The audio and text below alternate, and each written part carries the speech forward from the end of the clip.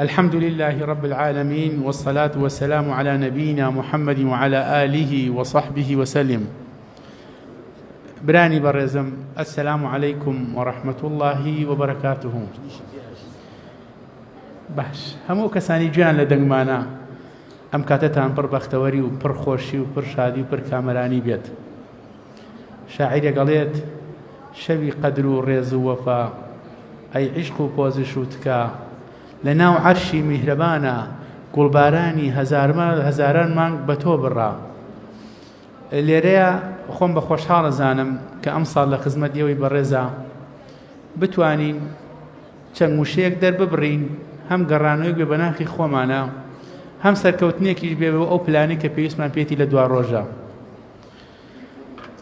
درود و سڵاو بۆ ڕۆحیانەتی هەموو ئەو کەسانی کە پار ئەم کاتە لە خزمەتیان نابووین و لە خزمەتمان نابوون لەم مزگەوتەیە و لەم دەوروبەرەیە ئێستا کۆچیان کردووە و ئێمەیان بەجێ هێشتووە. درود و سڵاو بۆ ڕۆحیانەتی هەموو ئەو کەسانی کە بەم ماندووبوونی ئەم مزگەوتەوە لە سەرەتاوە لە دانانی بەردی بناغەوە تا ئێستا ئیشیان تیا کردو و تا داهاتوش. خۆمان بە خۆشحاڵە زانین لە خزمەت کۆمەڵێک کەسی بەڕێزە، لە کۆمەڵێک خەڵکی ڕیشسپی، خەڵکی بە ئەزمون کە ئێمە حەدمان نییە ئامۆژگاری یا شتێکی ئەو خەڵکە بکەین، بەڵام بیرخستنەوەیەک پێویستە. خۆمان بە خۆشحاڵە زانین لە خزمەت کۆمەڵێ گەنج و لاو و نەوەی دوا ڕۆژە هەج مزگەوتێک گەنجی تیانە بێت، هەج مزگەوتێک لاوی تیانە بێت، ئەو مزگەوتە بە مزگەوتێکی پاشە ڕۆژێکی کەمی ئەبێت. ڕۆژانێک بوو ئێمە کۆمەڵێ مناڵ بووین، خەڵکی ڕیسپی دەریانە کردین، بەڵام تۆزێ هار بووین هەرە چوینەوە. بەڵام ئێستا ئێمە مناڵ دەرناکەین، ئەگە مناڵ دەربکرێ بۆ کوێ ئەچێت؟ لەبەرەوە کاتێکیش ئێوەی بەڕێزانیانە ئەم مزگەوتەوە مناڵە چاوگەشەکان هێمنی و بێدەنگی و خۆشەویستی ئەو کەسانە بپارێزن کە تۆزێ ماندووە بن لە ڕۆژگارە سەختەکانی ڕەمەزانە. پێش هەموو شتێک با ئێمە بە خۆمان بچینەوە، پێش ئەوەی ئامۆژگاری دەوروبەرمان بکەین، پێش ئەوەی ئامۆژگاری کەسەکانی تر بکەین. خوای گەورە لە قورئانی پیرۆزا فەرمێت قو ئەنفوسەکوم، لە پێشە باسی خۆ دەکات. ئەگەر تۆ خۆت پێ نەگەیەنیت، خۆت تێ نەگەیەنیت، خۆت پرچەک نەکەی بە هەموو ئەو زانست و زانیاریانەی کە وەری ئەگریت، ناتوانی بیگەینی بە ماڵ و مناڵەکەت و ئەهلیکم، دوایش ناتوانی بیگەینی بە کەسی تر. کەواتە پێش هەموو شتێکە بێمە خۆمان فێرکەین.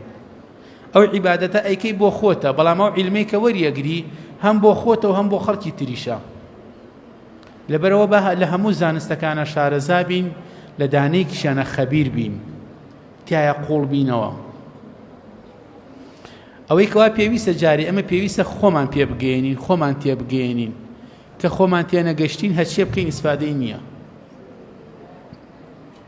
حەزەتی مەسیح عەلەیهی سەلام فەرمێت با هەموو دنیا بە شان و باڵی منە هەڵەن کە من خۆم دۆڕاند بێت هیچ سوودێکی نییە. لە پێشە پێویستە تۆ خۆت پێ بگەێنیت. هەموو ئەو کارانی ڕۆژانە ئێمە ئەنجامی ئەدەین بەو هیوایین پاداشتێکمان دەستکەوێت. خۆگەر پاداشتێکمان دەست نەکەوێت هیچ ئامادە نین خۆمان تین و برسی و بێتاقەت و بێ حەوسەڵە بکەین. بەنێتی پاداشت ئێمە ئیشاکەین، بەنێتی وەرگرتنەوەی پاداش لە قیامەتە ئێمە ئەم کارە ئەکەین. خۆگەر ئێمە پاداشتێکمان نەبی هیچ ئامادە نین خۆمان ماندووکەین. بۆ هیوایین خوای گەورە بە چەندین قات لەم شەوە و لە ڕۆژەکانیا پاداشمان باتەوە. کەسێک گەڵێت تەمەنم 76 ساڵ بوو، لە خەوما وەفاتم کرد، لە خەوما مردم، لە شوێنێکا خۆم بینیەوە هەموو کێلی قەبرەکان لی نووسرا بوو فڵان کەس کوڕی فڵان کەسە 60 ساڵ ژیاوە، 23 دقەی بۆ نووسراوە، 23 خولەکی بۆ نووسراوە.